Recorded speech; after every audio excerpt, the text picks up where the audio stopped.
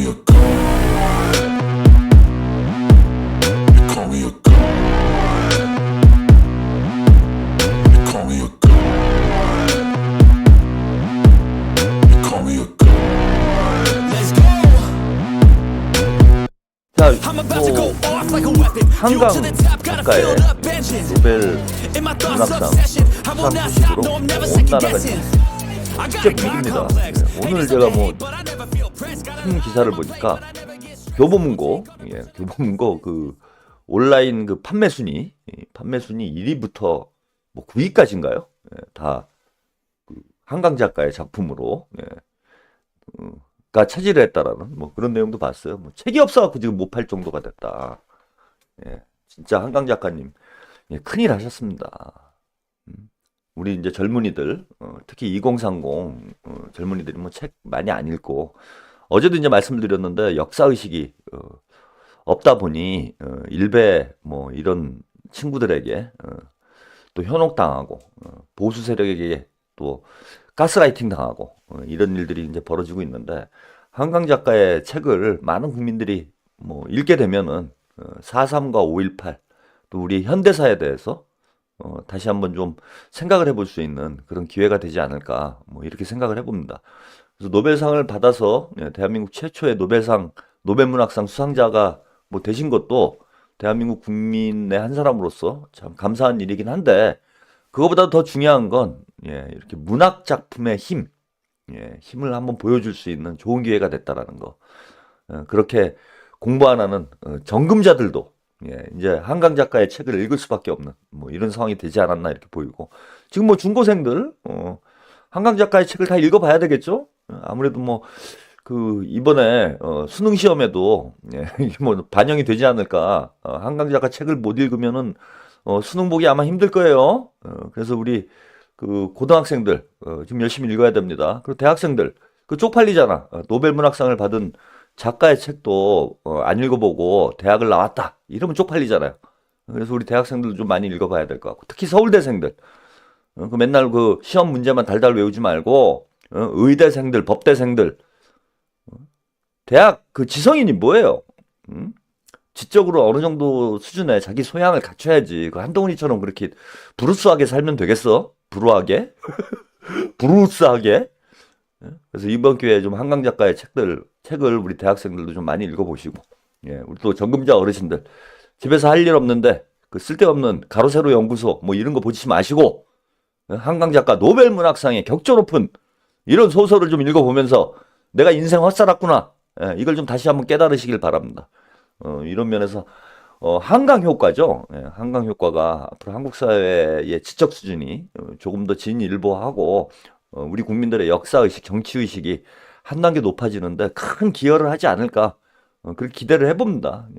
기대를 해보고 책들을 많이 사서 본다니까 정말 반가운 일이 아닌가 이렇게 생각을 해봅니다. 수우파님 최고의 평론가 최평 감사합니다. 자, 요 한강 작가 관련된 얘기를 조금 더 해야 될 것 같아요. 이게 자꾸 여러 가지 논란이 또 벌어지고 있네. 이게 논란이 될 일인지 참 저는 의외의 상황이 지금 전개되고 있는데 이거에 대해서 불편한 기색을 보이는 사람들이 있어요. 그 전에 한강 작가 이런 얘기를 했습니다. 한강 작가의 아버지죠. 한승원 작가 아재 바라제라는 영화로도 나왔죠. 임권택 감독, 강수현 배우 주연에 강수현 배우가 당시에 이제 이거 삭발을 해가지고 아주 유명했던 작품입니다. 그 원작자죠. 한승원 작가. 딸 기자회견 안 한다고 전장 중에 무슨 잔치냐며 이런 얘기를 했어요.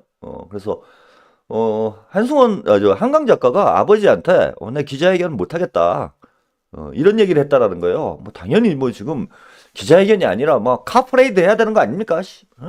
그 월드컵에서 갖고 야구 해가지고 4강만 올라가도 카프레이드 하고 그러잖아. 금메달만 따도. 금메달이야 4년에 한 번씩 따는 건데 월드컵도 4년에 한 번씩 하는 거잖아요. 대한민국 건국 이래 처음으로 노벨문학상 수상을 했는데 이거 카프레이드 해야 되는 거 아니야? 광화문에서? 근데 이제 카프레이드는커녕 나는 기자회견도 안 하겠다. 이런 얘기를 했다 그래요? 그래서 이게 무슨 얘기인가 봤더니 한승원 작가 세계 각지에서 전쟁이 벌어져 날마다 죽음이 이어진다. 노벨 수상 노벨상 수상을 축하하는 기자회견은 공식 행사를 하지 않겠다. 이런 얘기를 했다라고 합니다. 예. 딸이 국내 문학사 중 하나를 기자회견장으로 마련해 기자회견을 딸에게 한승원 작가가 딸에게 국내 문학사 중 하나를 기자회견장으로 마련을 해서 회견을 하라고 했다. 예? 딸도 그렇게 하겠다고 했는데 오늘 아침에 생각이 바뀌었다. 그러면서 아주 중요한 정치적 메시지를 던집니다. 러시아, 우크라이나, 이스라엘, 팔레스타인 전쟁이 날마다 치열해 날마다 모든 죽음이 실려나가는데 무슨 잔치냐며 기자회견을 하느냐며 기자회견을 안 할 것이라고 양해해달라고 그렇게 입장을 밝혔다고 합니다. 한승원 작가 당혹감에 사로잡혔다 라면서도 즐겁다고도 기쁘다고도 말할 수 없었다. 예. 이 후일담에 대해서 이야기를 하는 겁니다. 예. 한림원 심사위원들은 늙은 작가, 늙은 시인을 선택을 한다. 노벨문학상은 최근 발표된 작품에만 관심을 두는 게 아니라 작가가 인생 동안 발표한 작품을 총체적으로 관조해서 결론을 내린다. 우리 딸은 아직 젊어서 차례가 오지 않았다고 생각했다. 어제도 수상자 발표를 깜빡 잊고 잠을 자려고 누워있다가 기자로부터 전화를 받고 무슨 소리냐? 가짜뉴스에 속아서 전화한 거냐라고 되물었다라는 그런 얘기입니다. 한승원 작가도요. 68년도 소설 목선으로 등단을 했고 장편소설 아재아재 바라제, 초이, 달개비 꽃엄마, 새터말 사람들, 시집 열애일기, 달을 깃는 집 등을 펴냈고요. 이상문학상, 현대문학상 등을 수상한 사실 뭐 얼마 전까지만 해도 그 딸보다 더 유명하고 딸보다 더 하여튼 존경받는 그런 작가였는데 하루아침에 부자지간이 전세 역전이 돼서 아버지가 딸의 눈치를 봐야 되는 아씨 부럽다. 저도 아들이 이제 두 놈이 있는데 한 놈은 이제 뭐 성우를 하겠다 그러고 있고요. 한 놈은 아직 뭐 중학생이어서 뭐 진로를 더 고민을 해봐야 되는데 저도 한승원 작가님처럼 저게 제일 큰 복인 것 같아요.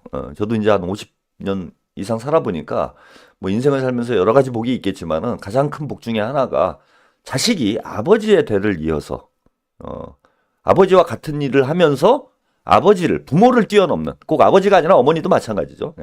부모를 뛰어넘는 그런 성과를 올렸을 때 그거보다도 참 기쁜 일이 없을 것 같아요. 부모 입장에서는. 저는 이종범 야구선수 이종범 선수가 그렇게 부러웠습니다. 아들 이정우 선수가 이제 메이저리그에 진출했죠. 아버지도 뭐 대단한 슈퍼스타였고 야구 천재 소리를 듣던 사람이었는데 이종범을 뛰어넘을 수 있는 아들이 나온다? 그거 참 상상하기 어려운 일인데 뛰어넘었어요. 참 얼마나 행복할까 뭐 그런 생각을 했는데 또 부러운 사람이 한 명 더 생겼습니다. 한승원 작가님도 제가 참 부럽습니다. 부모를 뛰어넘는 자식. 그렇죠. 저는 꼭 부모 자식 간의 관계가 아니더라도 후대가 선대를 뛰어넘어야 인류 역사가 계속 진일보하는 거 아닙니까? X세대는 386을 뛰어넘어야 되고 MZ세대는 X세대를 뛰어넘어야 돼요. 그래야 우리 대한민국이 더 좋은 나라가 저는 되지 않나 그렇게 생각을 하는 사람인데 저희 아들도 저를 뛰어넘어서 조카 물려줄게 조카. 죄송합니다.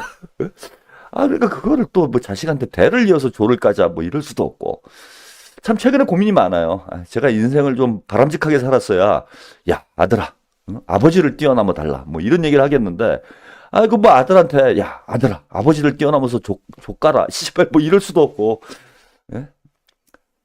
인생을 잘 살았어야 되는데 그래서 뭐 저는 뭐 자식한테 뭐 나를 뛰어넘거나 말거나 뭐 상관없습니다. 뭐 제가 뭐 이러고 살고 있는데 뭘 저를 뛰어넘습니까? 제 아들은 참 인생 편할 것 같아요. 이미 아버지를 뛰어넘었다고 봐도 뭐 과언이 아니다. 저는 그렇게 생각을 합니다. 대충 뭐 그냥 평범하게 살아도 저를 뛰어넘죠. 저는 인생을 뭐 막 산 사람이라. 아무튼 한승원 작가님 이제 더 그런데 뭐 우스갯소리고 한강 작가의 어떤 역사의식, 시대 정신, 그다음에 정치의식, 정치적인 어떤 수준. 이래서 이제 노벨 스웨덴 할리먼이 한강을 선택을 했구나. 그걸 다시 한번 느끼게 됩니다. 본인의 이제 노벨 문학상 수상 이런 영광을 누릴 수 있는 사람이 뭐 우리 한국사뿐만 아니라 인류 전체로 봐도 뭐 위인격의 들어가는 사람이죠. 위인에 이제 반열에 오르는 사람들이 뭐 이런 큰 상을 받게 되는 건데 그런 위치에 올라갔음에도 불구하고 상처받은 사람, 고통받는 자들 내 아픔을 잊지 않고 사실 뭐 한강 작가가 기자회견을 한다고 그래서 우크라이나에서 사람이 뭐 더 죽겠습니까? 뭐 이스라엘에 팔레스타인에서 사람이 더 죽겠습니까? 뭐 직접적인 관련이 없는 문제이기도 한데 이런 상황에 또 죽어간 넋들을 달래는 그런 작품을 쓴 사람이 또 기자회견하고 잔치한다라는 게 어찌 보면은 좀 진정성이 없는 모습으로 비춰질 수도 있죠. 뭐 다른 사람 그걸 문제 삼을 수 있는 사람은 없겠지만은 본인의 양심에 비추어 볼 때 그것이 이제 올바른 행동은 아니다라고 스스로 생각을 하신 것 같아요. 그래서 기자회견과 뭐 일체 기념행사를 다 취소를 했다고 그러는데 뭐 대단하신 분이다. 한강 작가 뭐 저보다 이제 한 살 정도 연배가 많으신 분이니까 뭐 동년배라고 뭐 저는 뭐 봐도 될 것 같은데 같은 동년배이긴 하지만 정말 존경스럽고 대단한 분이다. 뭐 제가 만약에 뭐 노벨 문학상을 받을 리는 없지만 뭐 노벨 조과상이라도 받으면은 저는 뭐 여기서 여기저기서 술 돌리고 떡 돌리고 잔치하느냐고 혼자 신나가지고 뭐 난장판을 뭐 그 정도 품격의 사람이에요 저는. 그런데 우리 한강 작가는 그러니까 일반인들 일반적인 어떤 그 사람들의 생각의 경지를 이미 초월하고 넘어간 사람이구나. 그렇기 때문에 그런 좋은 작품이 나올 수 있지 않았나 그런 생각을 해보게 됐습니다. 다시 한번 뭐 하여튼 축하드리고 참 존경스럽습니다. 근데 이게 인간의 경지를 또 뛰어넘은 참 인간들이 곳곳에서 지금 등장을 하고 있어요. 이거 한강 작가 노벨상 받은 게 왜 배가 아픈지 김규나 뭐 전 이름도 들어본 적이 없는 사람이긴 하지만은 어쨌건 뭐 이런 글을 썼어요. 노벨상 수상의 의미가 노벨 가치가 추락을 하고 문학의 위선을 증명하고 역사 왜곡을 정당화했다. 이게 그래서 뭐 일본인인가 그랬더니 뭐 한국인인 것 같아요. 이러면서 한림원의 이제 수상 뭐 그 평을 얘기를 하면서 자 이런 얘기를 합니다. 시대의 승자인 건 분명하나 역사에 자랑스럽게 남을 수상은 아니다. 꼭 동양권에게 주어야 했다면 중국의 옌 랭커가 받았어야 된다. 올해 수상자와 옌 랭커의 문학은 비교할 수조차 없을 만큼 무게와 질감에서 그리고 품격과 감동에서 현격한 차이가 난다. 옌 랭커는 제가 볼 때는 그 반체제 아마 작가인 것 같아요. 중국의 반체제 작가. 그러니까 이거 막 물고 빨고 하는 거야. 내가 너 씨발 한번 읽어보고 옌 랭커? 뭐 읽어볼 가치도 없는데 읽어보고 진짜 비교할 수 없을 만큼의 무게와 질감이 있는지 품격과 감동이 있는지 좀 한번 확인해 보려고 합니다. 그러면서 폄하를 하는 거예요. 한강 작가의 작품을 폄하를 하는데 폄하하는 이유가 아주 단순합니다. 이런 사람이 소설을 하고 작가짓을 하고 있다라는 게 황당한 거예요. 황당하더라고요, 저는. 다 떠나서요. 이거 보세요. 수상 작가가 써갈긴 한강이란 표현도 안 해요. 뭐 한강하고 웬수 줬어? 역사적 트라우마 직시를 담았다라는 소설들은 죄다 역사 왜곡이다. 그러니까 5.18과 4.3이 역사 왜곡이야? 너 5.18, 4.3과 관련된 책이라도 한 권 읽어봤어? 아니 한국 현대사에서 대해서 공부를 해봤어? 규나야? 그러면서 이런 표현을 써요. 야 이거 5.18 특별법을 이거 다시 제정을 해야 되지 않나 싶습니다. 소년이 온다는 58이 꽃 같은 중학생 소년과 58이가 뭔가 그랬어요. 그러니까 5181 518을 가지고 58이라는 거야. 이거 일베에 있는 철 모르는 초딩 중딩들이 써갈기는 글도 아니고 나름이 명색이 작가라는 사람이 58이가 뭡니까? 제주 4.3 사건. 이것도 지금 조롱 언어죠. 저는 요거는 무슨 뜻인지 모르겠어요. 58이는 5.18을 조롱하는 언어인 것 같고 제주 4.3 사건? 이거 뭐 일베 언어인 것 같은데 혹시 아시는 분 있나요? 아니 이따위 말을 저는 한강 작가를 뭐 폄하하고 뭐 그건 뭐 개인의 문학적 취향이기 때문에 뭐 본인이 옌 랭커인지 조커인지 뭘 하여튼 좋다고 하면은 옌 조커를 좋아하건 옌 랭커를 좋아하건 그건 제가 알 바가 아니에요. 그거는 뭐 문학적 취향은 다를 수 있지. 그걸 뭐 강요할 수는 없습니다.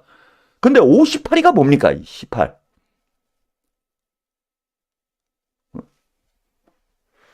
그래서 이게 뭐 하는 사람인가 조금 찾아봤어요.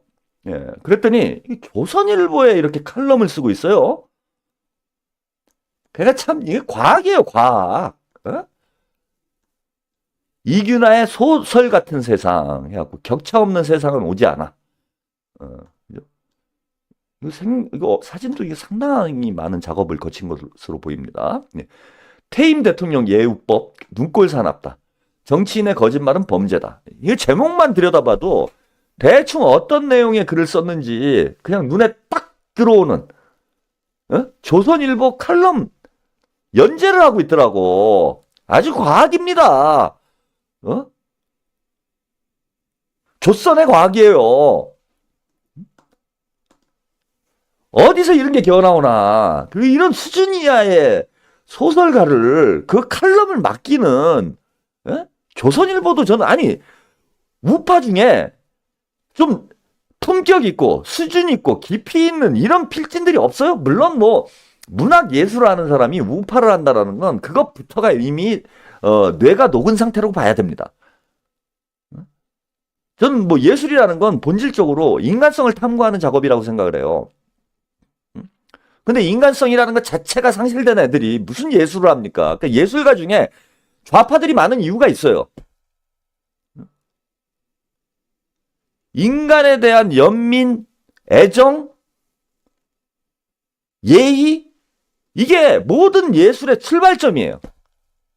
인간 존엄성에 대한 찬가가 예술입니다. 근데 인간을 하나의 수단으로 여기고, 인간에 의한 인간의 지배를 정당화하는 보수 우파들이 무슨 예술을 합니까?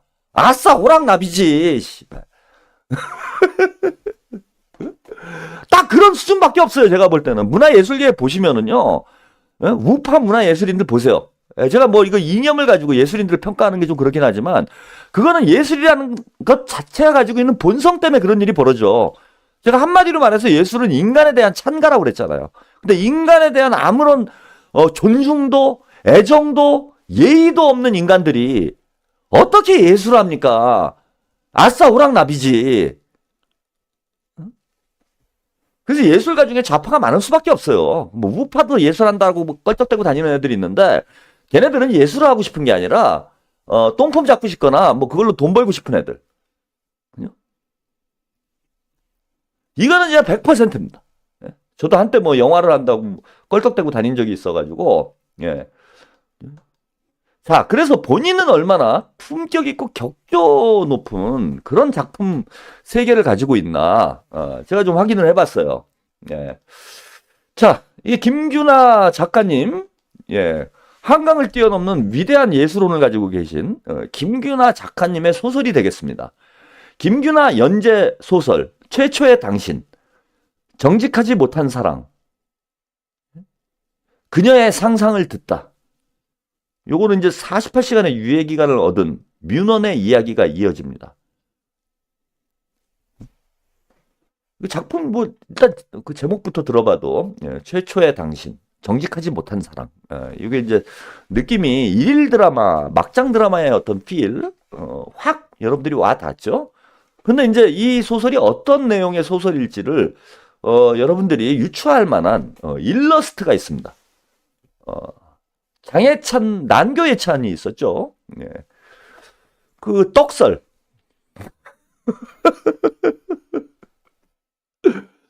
아니 일러스트라는 건 그러잖아. 그 작품의 내용을 반영해서 일러스트를 그리는 거 아니에요.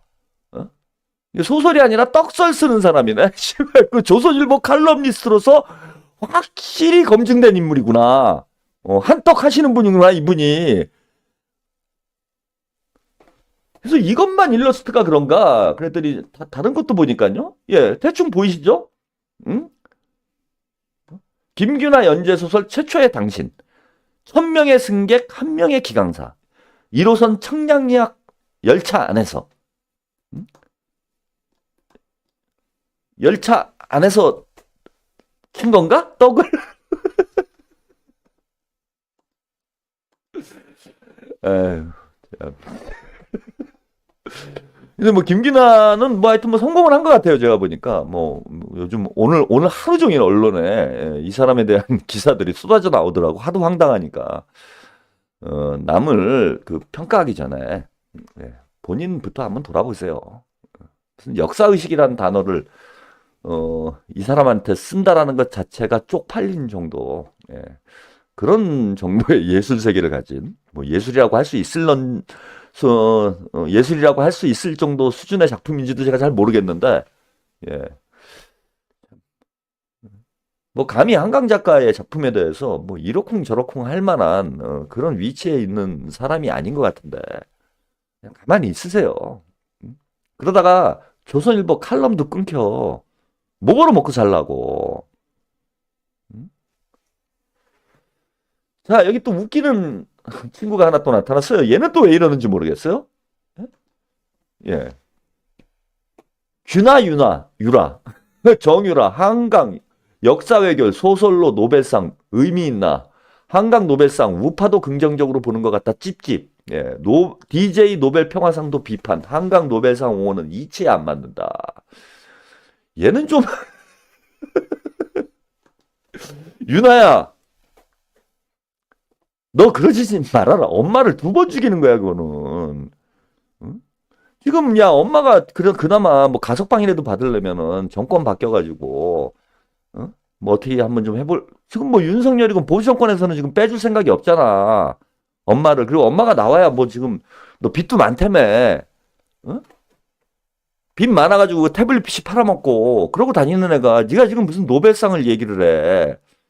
너 그럴 처지가 아니잖아, 지금. 애들은 울고 애들 지금 분유값도 없어가지고 고생하는 애가 그 왜 쓸데없는 소리를 해가지고 또 욕을 쳐먹으려고. 유라는 그런 쓸데없는 데 관심 갖지 말고 빨리 가서 그 태블릿 PC나 좀 찾아와라. 응? 유라야 좀 제발 좀 칠 좀 들자 이제. 너도 이제 내일 모레면 30대 아니냐. 그리고 새 아이의 엄마야. 이제는 철이 들 때도 된 거 아니냐. 아무리 인생을 막 살았어도 그 대략 인간이 웬만하면 한 30대 정도 되면은 어느 정도는 철이 나지 않습니까?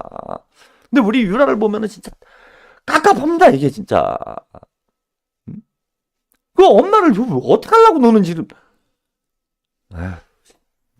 엄마 나와야 그래도 어디 애들 분유값이라도 좀 챙겨주고 할 거 아니냐. 닥치고 좀 가만히 있는 거. 그거를 엄마를 도와준다라는 그걸 잊지를 말고 정신을 좀 차리기 바란다. 예.